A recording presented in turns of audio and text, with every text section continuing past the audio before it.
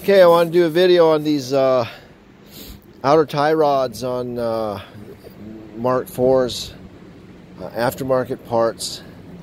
And it seems like everybody's doing this, so very dangerous situation today. I almost lost a tie rod because I replaced my tie rods a few months ago, and what came in the kit were nylocks. Okay, and I thought, well, that's cool. The nylock should hold, you know, and it should be easier to install because you don't have to line up the castle nut. You know, normally you'd have a castle nut, right?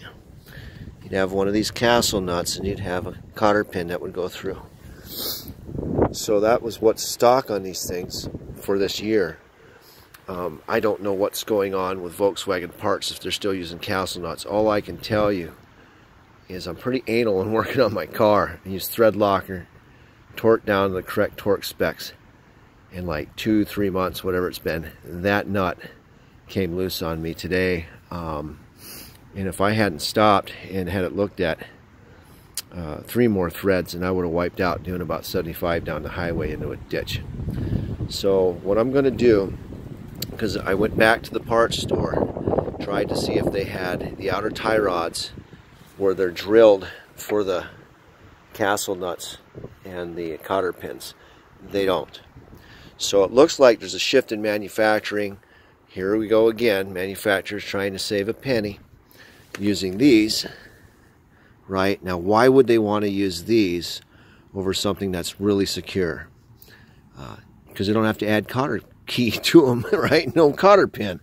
So if you have outer tie rods that are using nylocks, I highly recommend that you do something about it. Now, what I'm going to do is I'm going to reinstall this with a castle nut, and which are very hard to find in a grade 8.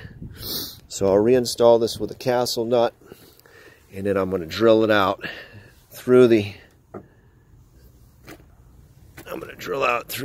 outer tie rod end here. Once I got my castle nut tightened to the 33 foot-pounds of torque, and I'm going to shove a cotter key in it.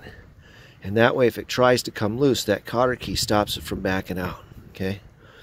So, you know, hopefully people aren't getting hurt over this and just don't know what's going on. Their tie rod flies out of their car.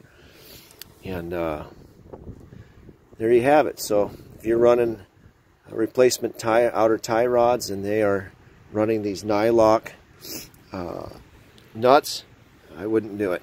I'm just telling you from personal experience. So. All right, hopefully that helps some people out and save some lives, and hopefully these companies will do a recall on this and say, hey, you know, them castle nuts were reliable for over 100 years. Let's keep using them. And with a cotter key. All right, take care.